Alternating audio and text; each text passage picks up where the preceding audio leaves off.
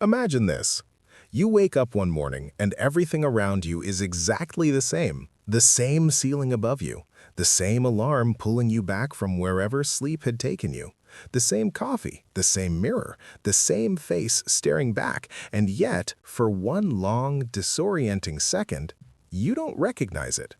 Not because something has gone wrong with your eyes, but because something inside you has stopped cooperating. The way you used to think, the way you used to react, the way you used to explain yourself to yourself, all of it has quietly, without announcement, without drama, begun to fail. And the most terrifying part, nothing external changed. No catastrophe, no diagnosis, no relationship ending in flames. The world kept moving at its usual pace. You are the one who shifted, and you can't explain when or why or into what. This is not burnout. This is not a bad week. This is something older, deeper, and far more irreversible.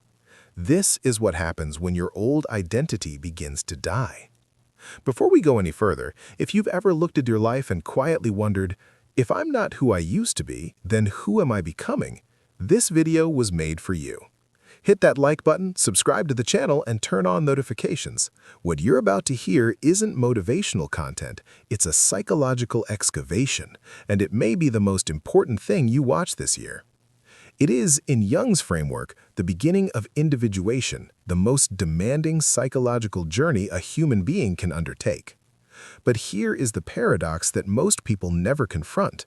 The identity you spent decades constructing wasn't built by you, not really.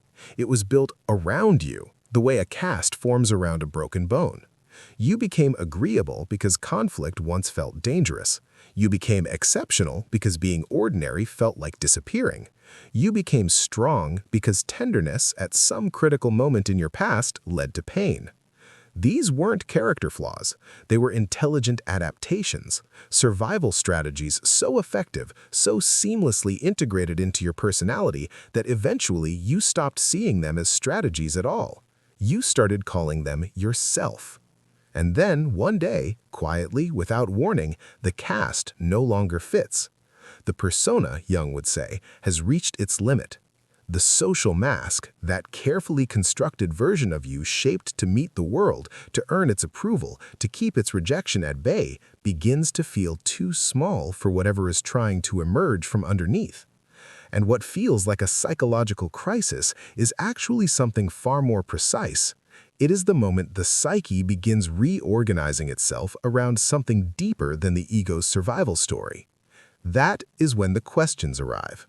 Not the polite questions, not the manageable ones you answer over brunch or in a therapist's office with relative composure. The real questions, the ones that surface at 3 a.m., the ones that appear in the hollow silence after a conversation that should have meant something but felt strangely empty. The ones that haunt ordinary moments, commutes, mirrors, Sunday afternoons when nothing is technically wrong, but something feels profoundly, inexplicably off. Who am I without my pain? What's left of me when my roles fall away? What do I actually want when I'm not trying to prove anything? What part of me is even real? And if the old foundation is gone, what do I build my identity on now? 5 questions. Deceptively simple, psychologically devastating, and according to Jung, not questions to be answered quickly, but questions to be lived through completely. The discomfort rising in you right now as you hear them? That is not anxiety. That is recognition. Your old identity didn't collapse to destroy you. It collapsed because something in you finally decided it was ready for the truth. Here is something nobody tells you about identity. It was never designed to be true. It was designed to be functional. From the moment you arrived in this world, helpless, unformed, entirely dependent on the approval of the people around you, your psyche began doing something extraordinarily sophisticated. It began studying the environment, reading the emotional temperature of every room, learning with remarkable precision what version of you was safe to be and what version needed to stay hidden. This is not a metaphor. This is developmental psychology at its most fundamental. The transcript at the heart of this video, drawn from a channel devoted to Jungian depth psychology, puts it with striking clarity. It describes how the identity most people carry into adulthood was built not from authentic self-expression, but from necessity, from the need to remain intact in environments that weren't always safe for the full truth of who you were.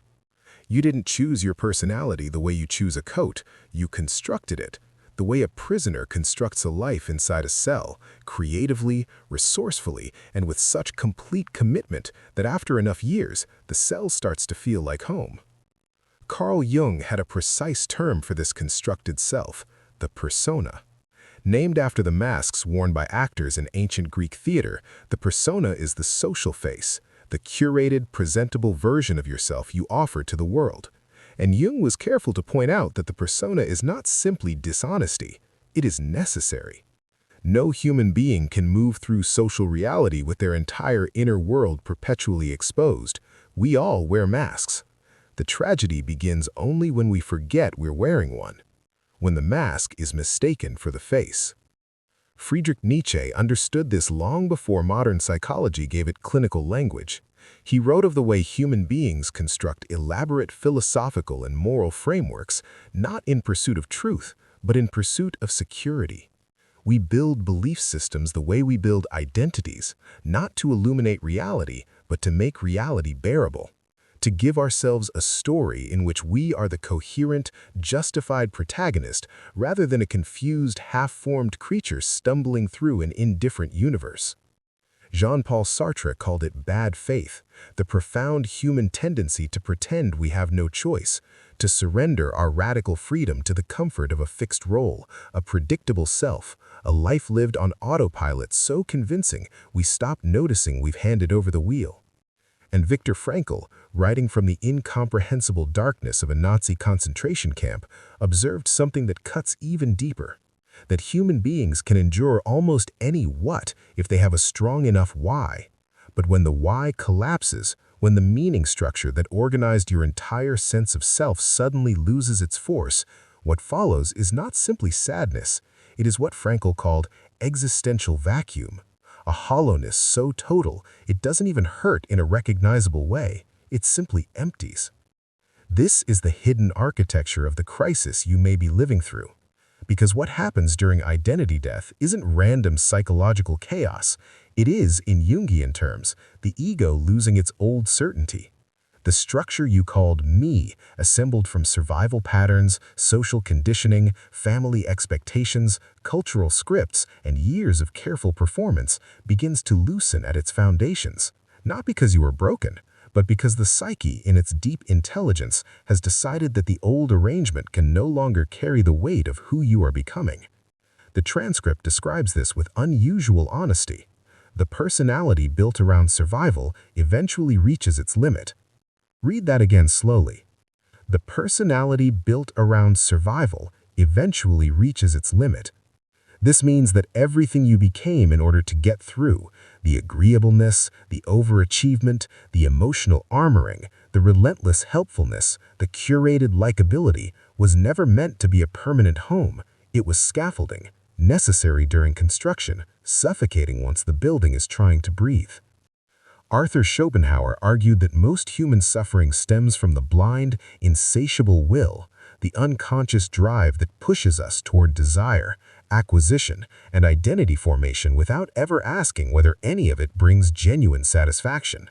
We chase, we become, we accumulate cells like possessions, and then, in the quiet aftermath of getting everything we thought we wanted, we discover that the self who wanted it no longer exists, and the one standing in its place doesn't recognize the life it inherited.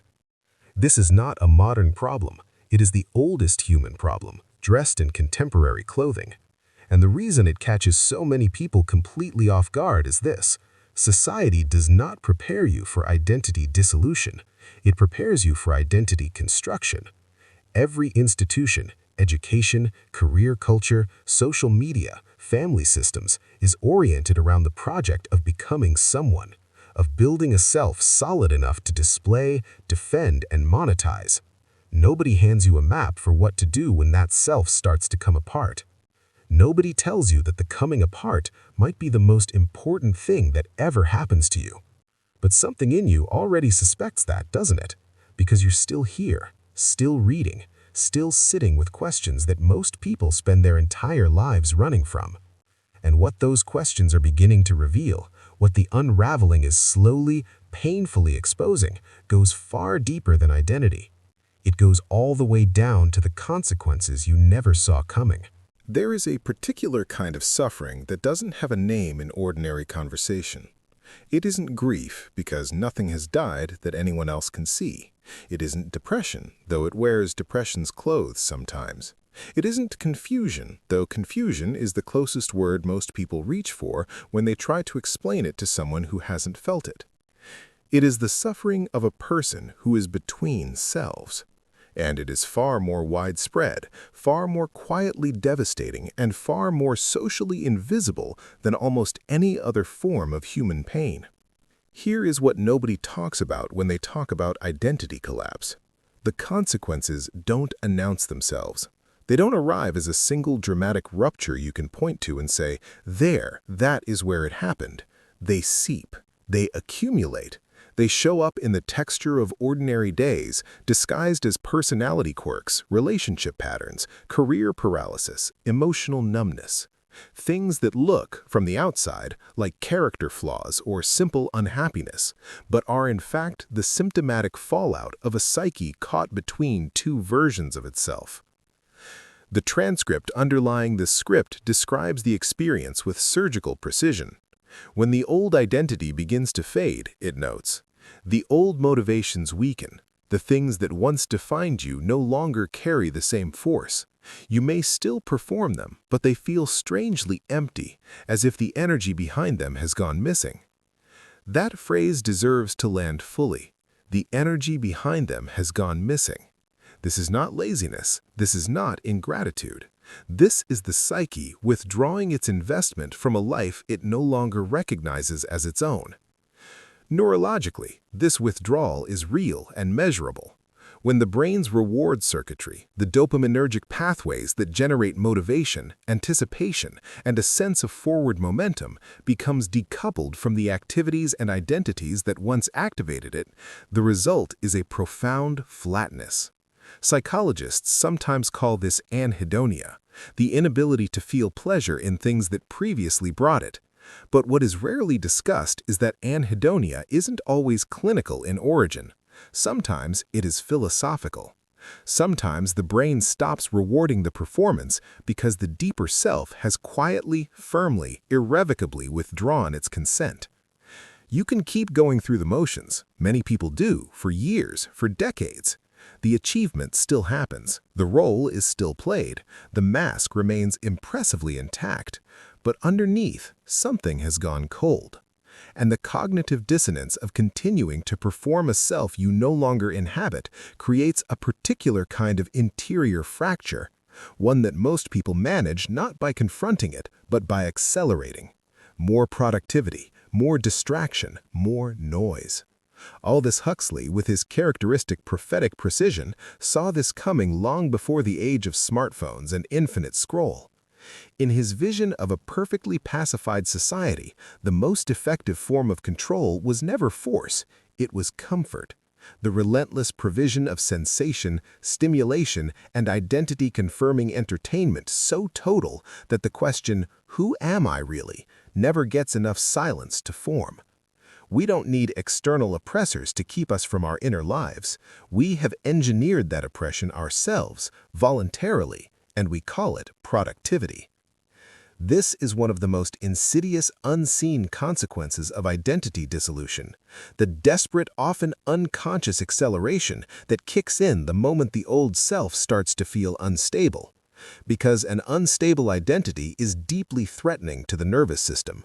The brain, wired for predictability and pattern recognition, interprets psychological groundlessness as danger and responds accordingly. It reaches for anything familiar, anything that reasserts the old story, anything that silences the questions rising from below. And so the person whose identity is quietly dying often becomes, paradoxically, more themselves on the surface, more defined by their roles, more rigid in their opinions, more defended in their personality, precisely because the foundation underneath is crumbling. Jung called this inflation of the persona. The mask grows larger and more elaborate in direct proportion to the degree the true self is threatening to break through. Think about what this means in practical terms. The helper who is exhausted by helping but cannot stop because without the role, they don't know who they are. The high achiever who reaches the summit and feels nothing because the achievement was never for them, it was for the version of them that needed to prove something. The deeply loyal partner who has slowly, quietly disappeared inside a relationship because they built their entire identity around being needed, and the thought of being fully, separately themselves is more frightening than the slow erasure. These are not individual failures of character. They are the predictable, patterned consequences of identities built on foundations that were never designed to last. And here is where the cultural dimension becomes impossible to ignore. We live inside systems, familial, social, economic, that have a profound investment in keeping you exactly who you have always been. Families have emotional ecosystems built around the roles their members play. Workplaces are structured around reliable, predictable versions of people. Even friendships, however loving, carry an implicit contract. Stay roughly who I know you to be, because your transformation threatens the stability of what we've built together. This is not malice, it is the gravity of systems. And it means that the person in the midst of identity dissolution is not only fighting their own psychological inertia, they are fighting the quiet, relentless pressure of every environment that benefits from their stasis. The weight of all of this, the neurological flatness, the cognitive dissonance, the systemic pressure, the desperate acceleration, the loneliness of a change nobody around you can quite see, accumulates into something that can feel at its worst like being buried alive inside your own life. And yet, the transcript that anchors this entire exploration makes a claim that once you truly hear it, changes everything. It suggests that the confusion of this stage, the disorientation, the emptiness, the sense of groundlessness is not always a mistake, that sometimes it is the psyche making room for a more truthful life, that sometimes the hollowness is not the absence of something essential, but the clearing of space for something more honest to emerge. Which means the suffering isn't random, it has a direction. And if it has a direction, then it can be navigated.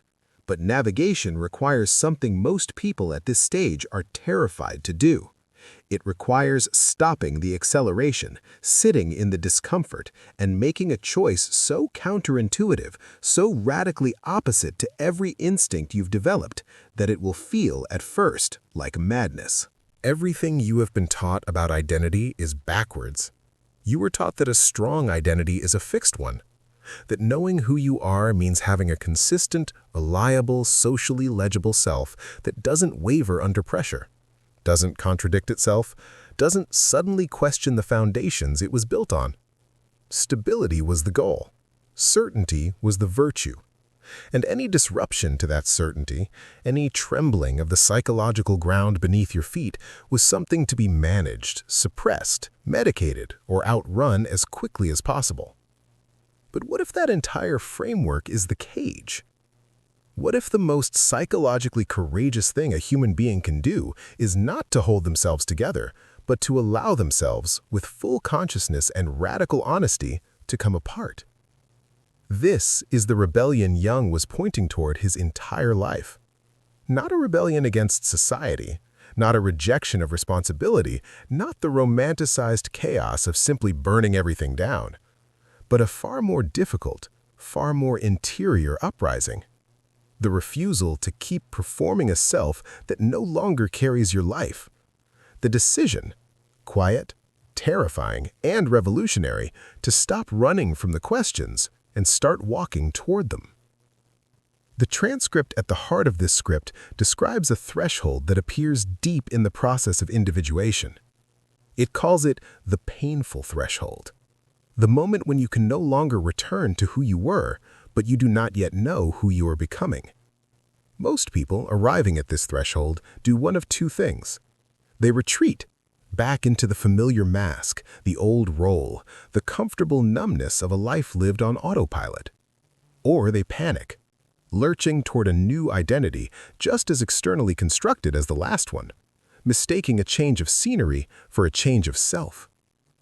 The rebellion asks for a third option. Stay. Stay in the not knowing. Stay in the discomfort of the threshold. Stay with the questions long enough to let them do what they came to do. Not destroy you, but excavate you. Strip away every layer of performance, adaptation, and social conditioning until what remains is something that cannot be taken from you because it was never constructed in the first place. Jung described this process through the concept of shadow integration, and it is, perhaps, the most counterintuitive psychological practice ever proposed. The shadow, as the transcript articulates it, is not simply your darkness. It is every part of you that was rejected, buried, or disowned because it didn't fit the identity you were permitted to have. Your anger, your neediness, your grief, your envy, your wildness, your tenderness. Even your joy, if joy was somehow unsafe in the environment that shaped you, can end up exiled to the shadow. And here is the radical insight. You cannot become whole by amputating half of yourself. Every part of you that was pushed into the shadow didn't disappear, it went underground.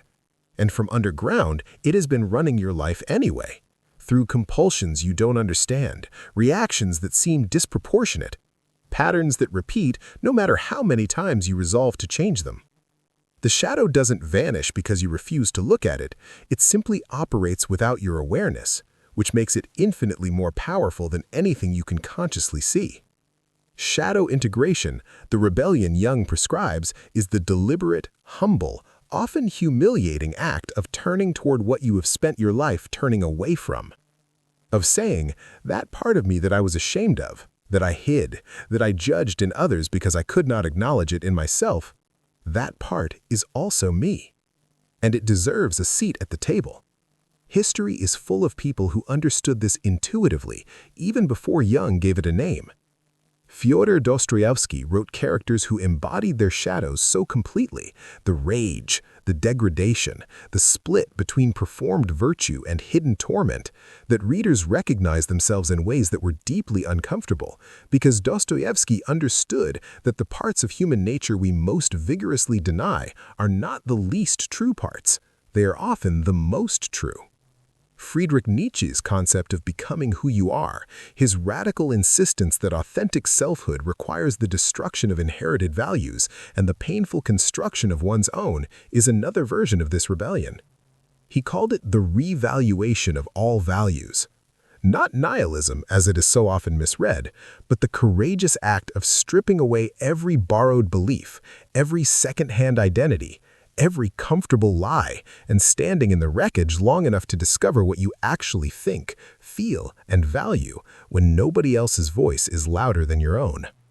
And Viktor Frankl, who had every external identity stripped from him in the most brutal circumstances imaginable, discovered something in that absolute zero of selfhood that became the foundation of logotherapy. That meaning cannot be given to you. It cannot be inherited, performed, or socially conferred. It must be found. Through honest engagement with your actual experience, your actual suffering, your actual, not curated, inner life. These were not philosophers sitting comfortably in libraries. These were human beings who had been broken open and chose, in the aftermath, to look at what the breaking revealed rather than frantically reassembling the pieces into the old familiar shape. That is the rebellion. And it begins not with a dramatic gesture, not with burning your old life down, not with a radical external reinvention, but with something almost embarrassingly small. It begins with honesty. The kind of honesty the transcript describes when it asks, is this truly mine? Or is this an old attempt to secure love, avoid criticism, or outrun the feeling of not being enough? One honest answer to that question, Really honest, not performatively honest, not therapeutically rehearsed, but genuinely, privately, uncomfortably honest, is worth more than a decade of self-improvement content. Because it doesn't add another layer to the persona, it removes one. And each layer you remove brings you closer to the question that sits beneath all the others, the one that transcript calls the heart of the entire process, the one that once you are ready to hear it, doesn't just change how you see yourself, it changes how you see everything. There is a question that has been living underneath every other question explored in this script. You may have felt it gathering, like pressure behind the sternum, like something enormous pressing against a door that was never quite strong enough to hold it. It has been there through every section, every paradox, every uncomfortable truth. It was there the moment you first felt your old identity begin to loosen. It was there in the hollow silence after the roles stopped feeling real. It was there in the flatness that followed achievement, in the exhaustion that followed performance, in the loneliness of changing in ways nobody around you did see. The question is this: if everything I built myself on can be taken away, the pain, the roles, the approval, the mask, then what, if anything, is actually, permanently, irreducibly mine? This is the question the transcript at the heart of this script has been moving toward all along. It surfaces, the transcript tells us, when pain is no longer enough, roles are no longer enough, approval is no longer enough, and the mask can no longer serve as your center. It is the question that appears not at the beginning of identity dissolution, but at the far end of it. After the excavation, after the shadow meeting, after the long, disorienting residence in the space between selves. And it is, paradoxically, the most liberating question a human being can ask. Because embedded inside it, hidden beneath its apparent devastation, is a realization so radical, so quietly revolutionary, that it reorganizes everything that came before it. The realization is this: you were never the structure. You were never the persona, the role, the wound, the achievement, the relationship, the belief system, or the carefully curated personality that emerged from years of social conditioning and survival adaptation. Those things happened to you, around you, through you. They shaped the container, but they were never the content. They were never the irreducible core that remained when every borrowed layer was finally, painfully, honestly stripped away. Jung spent his entire intellectual life trying to point toward this core. He called it the self, capital S, to distinguish it from the ego self, the social self, the defended and performing self. And he was extraordinarily careful about what he meant. The self is not a spiritual bypass. It is not a comfortable abstraction you retreat into when reality becomes difficult. It is not the best version of you, the highest version of you, or the version of you that has finally gotten everything right. The self, in Jung's framework, is the deeper organizing principle of the psyche, the larger wholeness towards which the entire journey of individuation moves. It is not something you manufacture, not something you achieve, not something you perform your way into. It is something you gradually, humbly, often painfully come into relationship with, as the ego loosens its grip on the illusion that it alone is the author of your life. The transcript describes this with quiet precision. It says, the new identity that emerges from this process is quieter, less dependent on performance. It does not need pain to feel real. It does not need constant proof to feel valid. Read that again. Sit inside it. An identity that does not need pain to feel real. Think about how much of your life has been organized around pain as proof of existence. The suffering that validated your story, the struggle that confirmed your significance, the wound that gave you a reason to be the person you became. So much of what passes for identity in human life is, at its root, an elaborate argument against insignificance, a way of saying, I matter, I exist, I am real, through the only currency that felt available: suffering, achievement, approval, or the sheer exhausting performance of a self convincing enough to keep the deeper questions at bay. What Jung is offering, what the entire arc of this script has been building toward, is the possibility of an identity that doesn't require any of that. Not an identity built on what hurt you, not an identity built on what you accomplished, not an identity built on who approved of you or who needed you or who you managed to become in the eyes of a world that was never quite looking in the right direction anyway. An identity built instead on awareness itself, on the growing, honest, sometimes terrifying relationship between the conscious ego and the deeper self that has been present beneath every role, every mask, every survival strategy, every performance, patient, unhurried, and entirely unimpressed by the elaborate theater of the persona. This is what Frankl discovered in the concentration camp, that when everything external is stripped away, when the roles and the possessions and the social identity are reduced to nothing, what remains is not nothing. What remains is the last of human freedoms, the ability to choose your relationship to your own experience, the awareness that cannot be confiscated, the irreducible interior witness that observes, responds, and remains when everything constructed around it has been demolished. This is what Nietzsche was gesturing toward with amor fati, the love of fate. Not passive resignation to suffering, but the radical embrace of everything that happened as necessary, as the precise, unrepeatable path that led to this exact moment of clarity. The old identity didn't fail you, it carried you, faithfully, resourcefully, with everything it had, to the threshold where a deeper life became possible. And when you can look back at the costume you wore for so long and feel not shame but something closer to gratitude, gratitude for the protection it offered, even as you outgrew it, that is the moment individuation begins to complete its first great arc.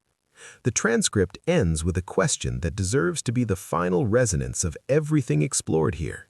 It asks, have you ever looked at your life and quietly wondered, if I'm not who I used to be, then who am I becoming? Not who were you, not who should you be, not who does the world need you to perform. Who are you becoming? That question lives in the future tense for a reason, because the self is not a destination you arrive at and unpack your bags.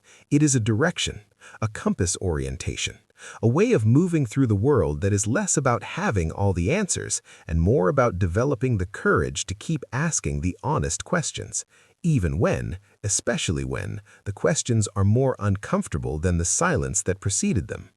So if you are in this season right now, if the old identity has already begun its dissolution and the ground beneath you feels less like foundation and more like water, understand this. The disorientation is not the disease, it is the diagnosis. And the diagnosis is not that something has gone terribly wrong. The diagnosis is that something in you has grown too large, too honest, too alive for the container that once held it. The confusion is not a sign that you are lost. It is a sign that the false clarity of the mask is being replaced, slowly, messily, irreversibly, by the difficult, luminous truth of a fuller self. You are not falling apart. You are being reorganized. And what is being reorganized is not the surface, not the personality, not the habits, not the aesthetic of your life. What is being reorganized is the very foundation on which identity is built, from survival to awareness, from performance to presence, from the desperate, exhausting project of becoming someone acceptable to the quieter, braver, infinitely more demanding project of becoming someone real. The 5 questions that rise when your old identity dies are not obstacles on the path. They are the path. And the person you are becoming, the one who has sat with those questions long enough to stop being afraid of them, is not a better version of the old you. They are the first honest version of you that has ever existed. And they have been waiting with extraordinary patience for exactly this moment. The old self had to die, not because it was wrong, but because you were always meant to be more than what survival required you to become. Now, for the first time, you get to find out what that actually means.